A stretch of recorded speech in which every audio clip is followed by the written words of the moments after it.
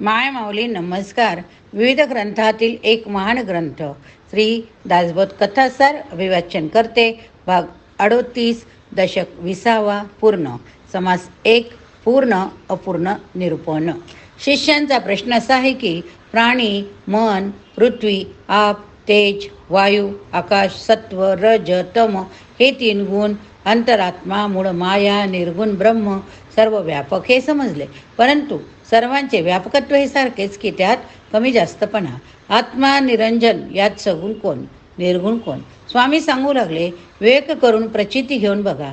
देहाची मर्यादा, बळाची मर्यादा जेवढी असेल तेवढेच व्यापक प्राणी असतात.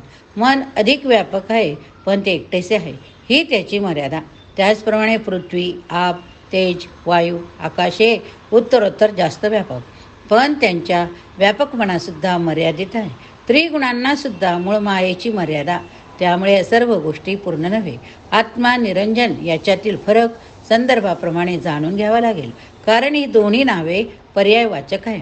अंतरात्मा व मन फार चपळ, हे खरेच, पण त्याच्या व्यापकपणालाही मर्यादा आहे.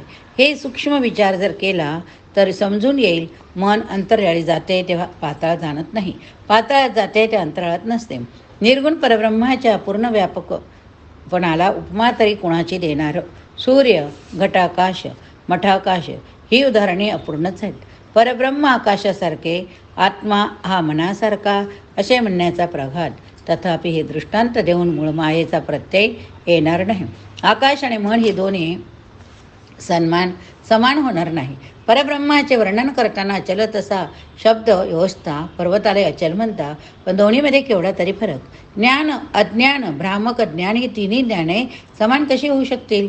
ज्ञान म्हणजे वस्तूचे सत्य स्वरूप समजणे, अज्ञान म्हणजे तसे न समजणे, भ्रामक ज्ञान म्हणजे वेगळेच स्वरूप वाटणे.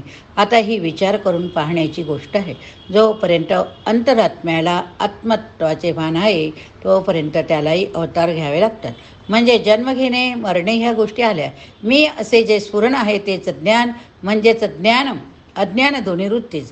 त्या दोन्ही गेल्या की जे आले, जे उरते ते विज्ञान. त्यावेळी विदेह पदाची प्राप्ती होते. समास 2, सृष्टीचे 3 प्रकार आहे. चंचल मूळ माया ही जेव्हा नसते तेव्हा निश्चल निर्गुण परब्रह्मच केवळ असतो. सृष्टी घडते, नाश पावते, तरी ते अबाधितच असते. सर्वत्र सम असून ते अपरंपार असते. तिथं पोहोचलो की काहीच उरत नाही, ना सृष्टी, ना मन, ना चंचल माया.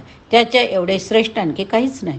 तेथे पोचण्याकरिता एकमेव साधन म्हणजे महावाक्याचे श्रवण, त्यावर मनन करणे येत आहे. कुणी साधक तेथे मुंगीप्रमाणे संत गतीने पोचता, तर कुणी पक्षासारखे उड्डाण करू पोचता. तेथे शब्द नाही म्हणून स्तुती नाही, निंदाही नाही. चंचल स्थितीमध्ये अंती दुःख प्राप्त होते, पण परब्रह्म स्वरूप स्थितीमध्ये मात्र अविरतपणे विश्रामाचीच प्राप्ती होते. पुण्याची जणू राशीच असे आत्मज्ञानी महानुभाव तो अनुभव नेहमी घेत असतात. सृष्टी काल्पनिक असून ती 3 प्रकारात विभागली गेली. मूळ मायेपासून 3 गुण बनले, त्याच्यातून 5 भूतांचा उद्भव झाला. पुढे पृथ्वीपासून 4 जीवखाणी, 4 वाचा अशी निर्मिती झाली. या संपूर्ण सृष्टीची 3 भागात विभागणी कशी ते पाहूया. परब्रह्मामध्ये जी जाणीव आहे ती मूळ माया होय. सर्व ब्रह्मांडाचे मूळ तेथेच. ती अत्यंत सूक्ष्म असून चराचरीला चेतविली म्हणून तिला चैतन्य असेही म्हणतात. ती दाखवता येत नाही म्हणून लक्षणावरूनच ओळखायला हवी. ती प्रकृती पुरुषात्मक असल्या कारणाने चंचळ, जड असून पुढच्या विस्ताराचे बीज तेथेच आहे. मग त्यांच्या संयोगातून गुण प्रगट होता. सत्व, रज, तम असे ते आहे. तेव्हा त्या मूळमायेलाच गुणक्षोभिनी असे नाव देतात. मूळमाये ते 3 गुण गुप्तपणाने साम्य अवस्थेत असतातच. त्यांचे त्या स्थितीमधील वास्तवेत जे जाणतात ते साधू धन्य आहे. पुढे त्या त्रिगुणातून पंचमहाभूतांचा विस्तार व्हायला आरंभ होतो. मग पृथ्वी या जड तत्वापासून 9 खंडे, 7 द्वीपकल्पे, नद्या, पर्वत, महासागर वगैरे उत्पन्न होतात. म्हणजे बीजस्वरूप मूळ माया ही पहिली सृष्टी होय. तेथून पंचभूताचा विस्तार ही दृष्टी सृष्टी. आता 3रा प्रकार ऐका. पृथ्वीवर सजीवांची निर्मिती झाली. 4 प्रकारच्या जीवखाणी, 4 वाचा बनल्या. त्या होतात तशाच जातात. जीव जन्म जातात, मरतात असे चक्र सुरू असते. पण धरती तशीच असते, दृश्य सृष्टी तशीच राहते. समास तिसरा, सूक्ष्म तत्वांची नावे. सूक्ष्मापासून विस्तार होत होत स्थूळ सृष्टी आकारास आली. पुन्हा उलट्या क्रमाने वृत्ती माघारी न्यावी. इति असी तर 4 वाणी, 4 प्रकारच्या जीवखाणी, 84 लक्ष जीव पृथ्वीपासूनच जन्मतात, पृथ्वीमध्येच सामावतात.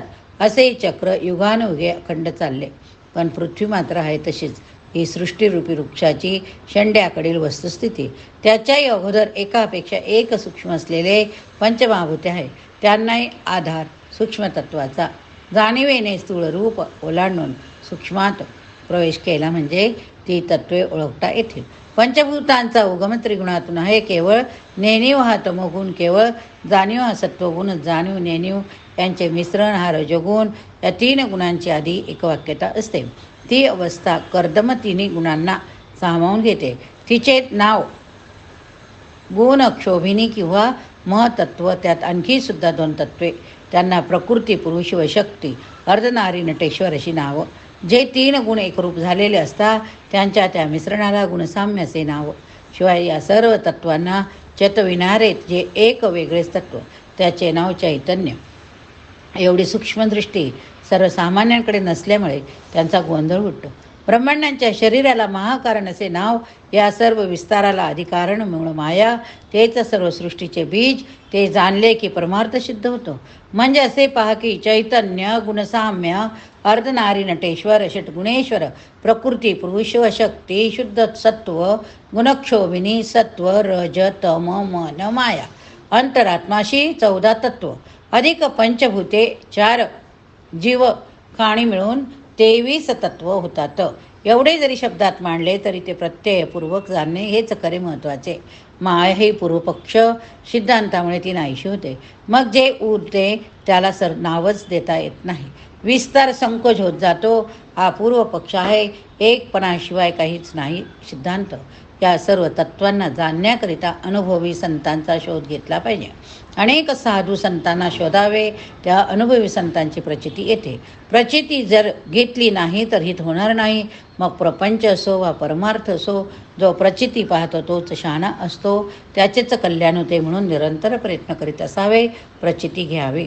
समाज 4, आत्मनिरूपण. श्रोते हो, माझी तुम्हाला अशी विनंती आहे की तात्पुरते वैराग्य धरू नका. निरूपणात जे ऐकाल त्याची प्रचिती पहा, नाही तर असे होईल की अनुभव न येता फुकटची धावपळ मात्र होईल.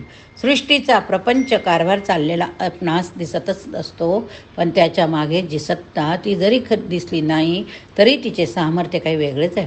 जरी नाना प्रकारचे सुखभोग शरीरद्वारेच म्हणजे भगवंताच्या घराद्वारेच येणे शक्य असले तरी त्याचे सामर्थ्य कधी कुणाला कळेल काय? त्याने आपली सत्ता सर्वत्र प्रत्येकाच्या योग्यतेनुसार विभागून दिली. तो सुद्धा त्याच्या अमर्याद सामर्थ्याचा फक्त एक अंश होय. सर्व कलांचा, विद्यांचा उगम तेथूनच होतो. जो जगदीश सर्व देहरूपी पुरांचा, नगरांचा स्वामी असून आपल्या सत्तेने तोच सर्व चालवित असतो.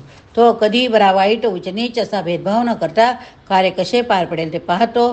हे तो कशा प्रकारे करून घेतो ते त्याचे त्यालाच ठाऊक. आपण केवळ अंतरात त्या आत्म्याचे ध्यान करीत जावे. परंतु वासनापूर्तीसाठी जर उपासना कराल तर जन्म मृत्यूचे फेरे कधी संपणार नाहीत. आत्मा हा द्रष्टा, पाहणारा, साक्षी जाणणारा त्या अनंतालाच ओळखले पाहिजे. हे प्रत्ययाचे ज्ञान जेव्हा होईल तेव्हा तर्कज्ञान मावळेल, खरे समाधान होईल. मूळ संकल्प, हरिसंकल्प हा सुद्धा आरोप आहे. त्याच्याही पलीकडे परब्रह्म, त्याच्याविषयी काही बोलणे शक्य नाही. ती स्थिती योगीच जाणतात. अरण्यात वनचरांची, प्राणी पारधी यांची सत्ता असते. पाण्यामध्ये जलचरांची म्हणजेच मासे, सुसरी, कोळी लोक यांची सत्ता असते. तसेच पृथ्वीवर राजांची सत्ता चालते. एखादी चळवळ जो सुरू करतो त्याचे सामर्थ्य तिच्या पाठीमागे असते. तरीसुद्धा भगवंताची तशी इच्छा असणे सुद्धा आवश्यक हो. कर्तृत्व जरी आपले असले तरी कारण जगत आत्मा असल्या कारणाने अहंकार म्हणी नसावा. पण तो जगत आत्मा सर्व समर्थ असला तरी चंचल आहे. त्याच्याही पार जे परब्रह्म ते निश्चल आहे. ते कसे हे करण्याकरिता एक पायरी ओलांडून मुळापर्यंत गेले पाहिजे. समास 5, 4 जिन्नस निरूपण.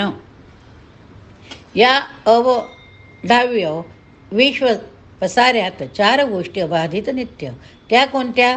परब्रह्म, मूळ माया, पंचमहाभूते, 4 अंडज, स्वेदज, उद्विज, जारज या 4 प्रकारातून जन्म पावणारे जीव. अशा प्रकारे त्यापैकी परब्रह्म जे आहे ते आगळेवेगळे, कल्पातीत असे, निर्मळ निश्चळ एकसंग, त्याला उपमा द्यावी असे कुणी दुसरे काहीच नाही.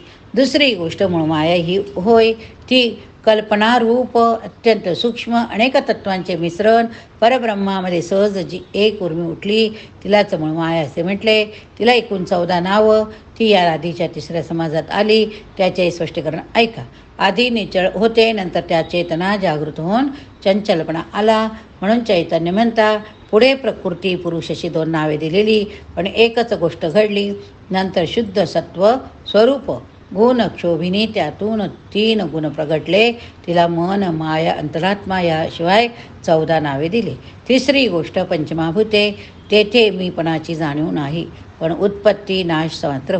चौथी गोष्ट 4 प्रकारचे जीव. तेथे जाणीवीची वाटणे असंख्य ठिकाणी झाली. मूठभर बी पेरली तर अमाप पीक येते, तसाच तयार प्रकार झाला. अशा प्रकारे मूळ सत्ता पसरत गेली.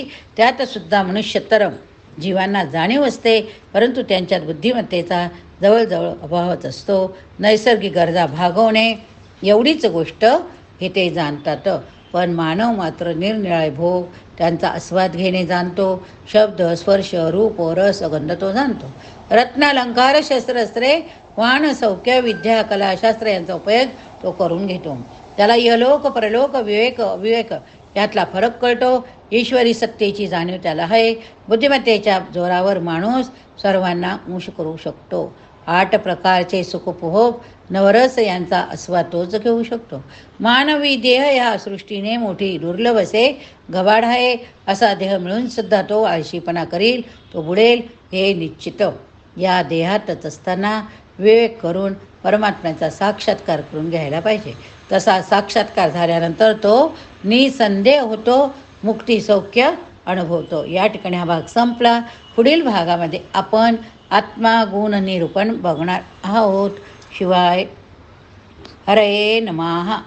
गणाधीश तो ईश सर्वा गुणांचा, मुळारंभ आरंभ तो निर्गुणाचा. नमो शारदा मूळ चत्वार वाचा, गमो पंत अनंत या राघवाचा. जय जय रघुवीर समर्थ.